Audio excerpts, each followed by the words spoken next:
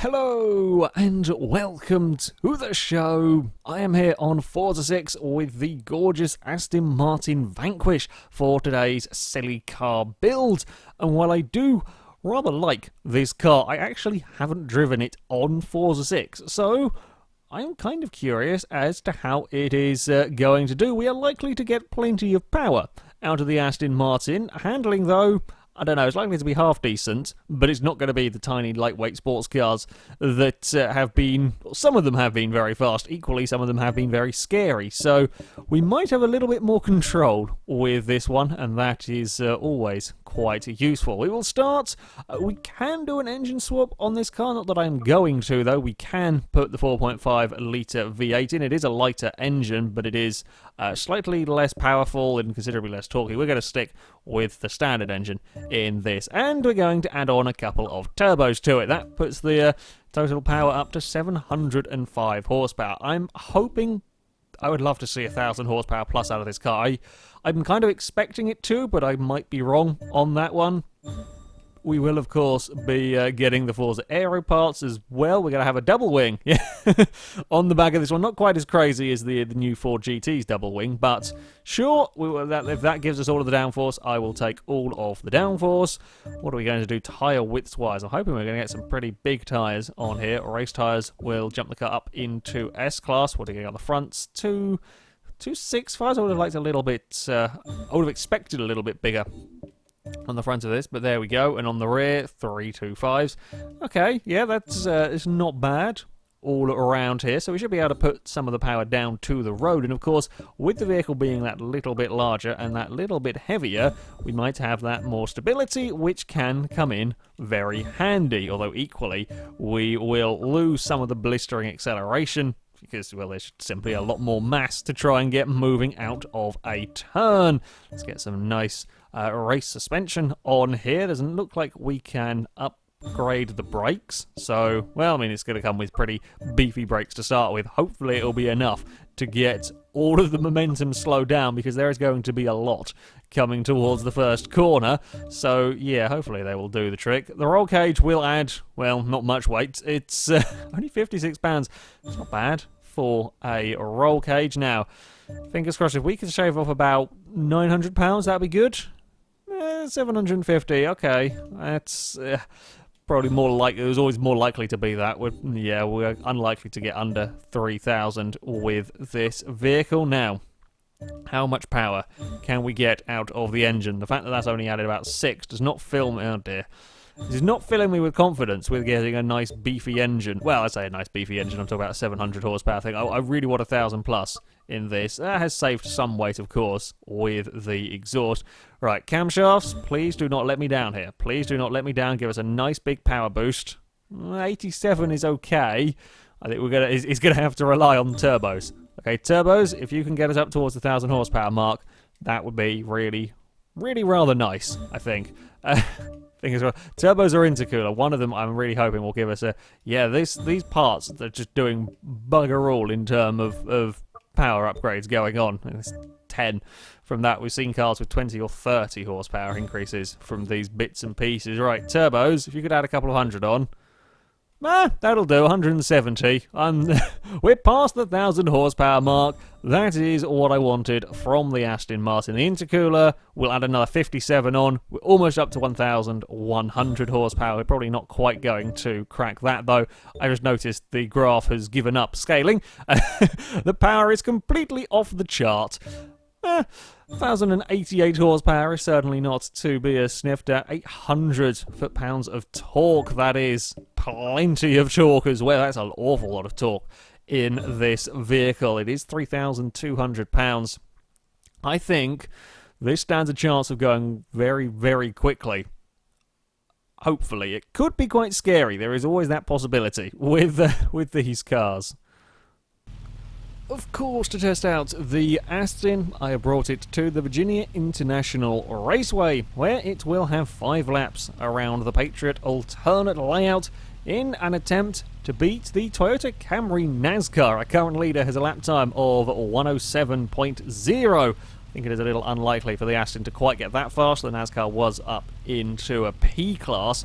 This, well, maybe going after the Hot Wheels Mustang. That might be a tall order for the Aston.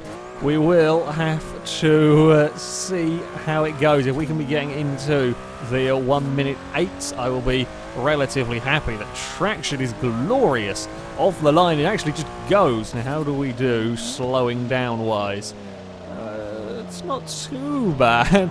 I can see we're probably going to have to be careful coming in towards that first corner, because yeah, it would be very easy to go straight into the wall. It certainly wouldn't be the first car to end up in trouble at turn 1. No, we're not likely to see the Aston Martin going for a roll down through these corners, so we could go near the curbs if I wanted to. Ooh, may have been trying a little too hard, carrying that a bit too much speed. Ooh, we do have slight visibility problems out of the left side, which is less than... I think the paint job having tinted windows is not helping, but certainly the giant pillar is also a little bit of a problem, trying to see the black tyre bundle to aim for, but never mind.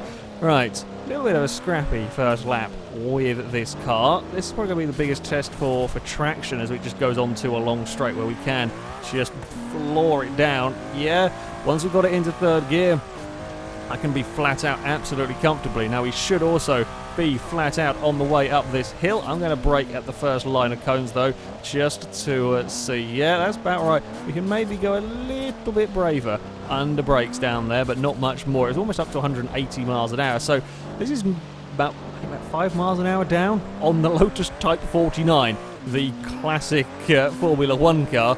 Yeah, this is only, despite having so much more weight, it's only a little bit down, and that's all due to the traction in this car. The way that it can put its power down, the Lotus just simply can't. The Lotus power to weight ratio is far superior to this, but this can actually put its power down onto the road in a sensible manner and can be flat out all the way up towards turn 1. We're going to have some wiggly sideways fun out of that corner. I suspect we're always going to with the Aston Martin and more. I mean, it's easy to get a car like this sliding with this much power in these weather conditions. Of course, it is always going to be possible to get a car like this sliding around, but with just that little bit of finesse, that little bit of caution, and once you've got it into third gear, it is flat out no problem. 111.7, not quite as fast as I was expecting from the Aston Martin. Actually, we have got some time to try and find in this vehicle as we come through the opening corners. Fight the oversteer a little bit. I wonder if the problem may be I just simply can't carry enough corner speed through a couple of places. I would be surprised.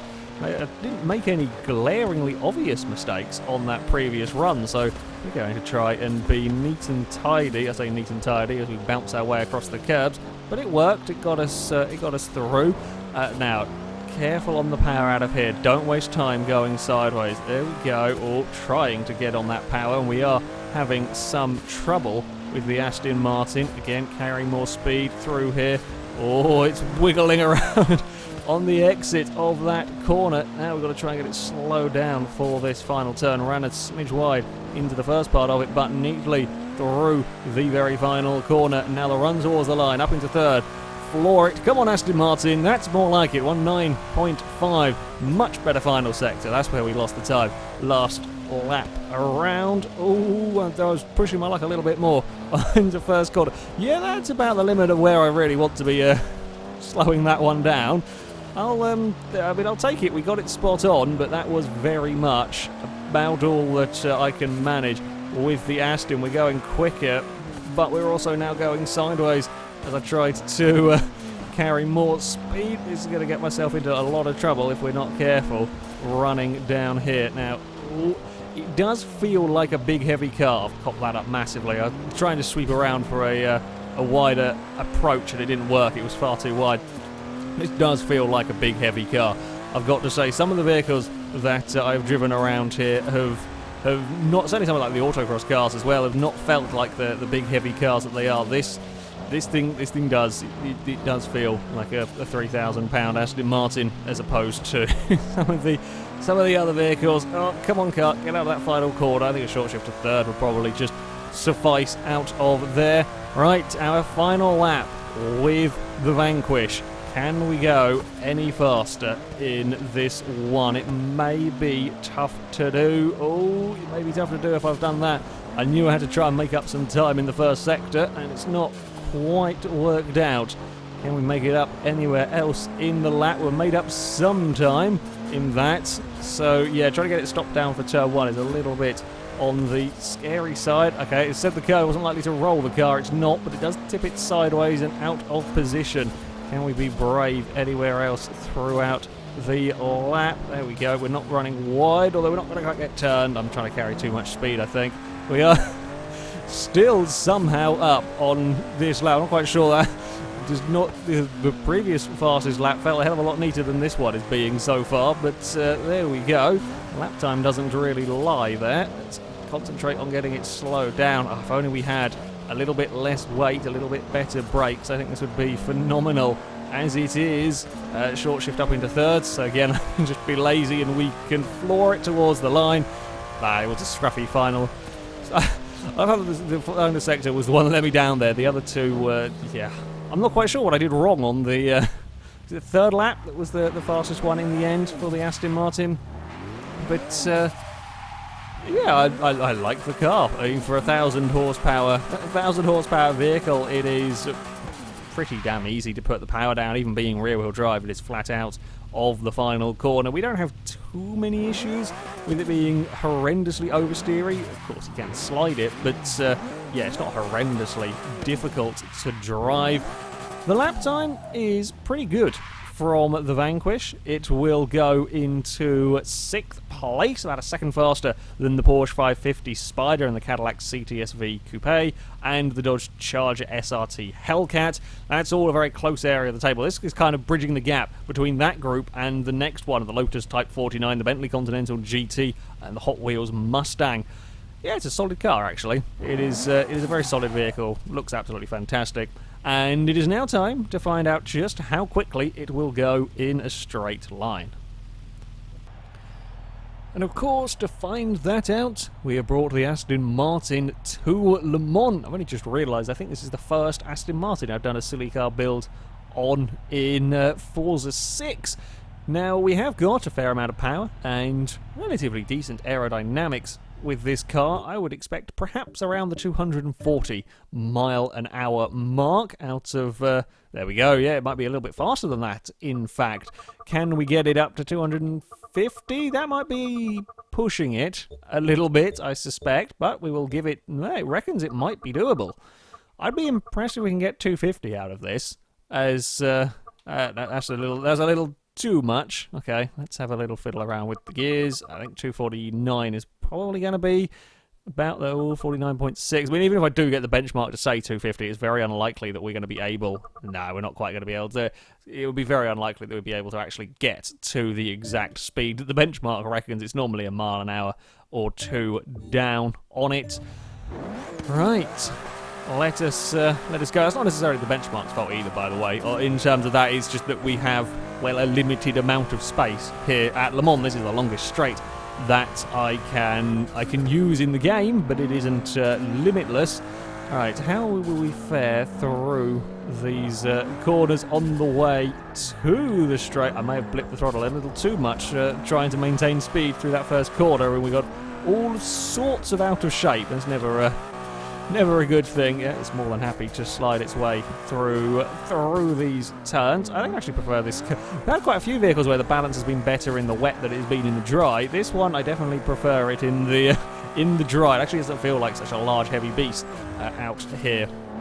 Okay, on towards the Le Mans straight now. Be careful of the bumps down here. They have caught out many a car in the past. We are cleanly across them as we launch the Vanquish down here, 180 miles an hour as we reach the corner. We have to have cars doing 200 before that turn. Normally the small, like, classic race cars, but there we go. Now we're up to the 220 mile an hour mark, which is going to take over to 230.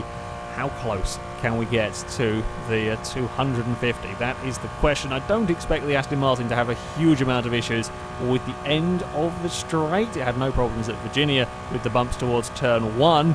We are up to 245 miles an hour. Any more? 246. There we go. Another mile an hour possibly? No. Oh, got a little bit light across the bumps, but turned in nicely. We're still going. We're not going to get another mile an hour though out of it, are we, down here? Nope. 246 is the Aston Martin speed, and we will bring it to a halt. Just. Brakes aren't too shabby for a relatively large, heavy vehicle in this series, with the exception of the Mercedes G-Wagon, but there we go. Yeah, no problems down the straight, as expected really. The bumps gave it a fraction second of a scare, but once it got settled, it sort of just started putting the car sideways and caught it in time, and we could get around the corner nicely. So yeah, made it all very cleanly through there. The straight line speed for the Aston Martin is impressive. The 246 miles an hour will put the car into 11th place. It goes faster than the Maserati Birdcage, the Pontiac Firebird Trans Am, the Bentley Continental GT beats that one, and the Dodge Daytona. It is a mile an hour down though on the Lotus Type 49, the Mercedes C63 AMG, the BMW 1M. So it is in the really kind of high area of this table. I was kind of expecting these sorts of speed out of the Aston Martin. Yes, it's a very solid car. I like it. I like it indeed. In the wet, is a little bit more of a bugger to drive. It does feel like quite a heavy car. In the dry, a lot more lively, but still, whatever conditions, still relatively drivable, which is always nice. Anyway, that is it for this video, guys. Thank you very much for watching, and until next time, goodbye.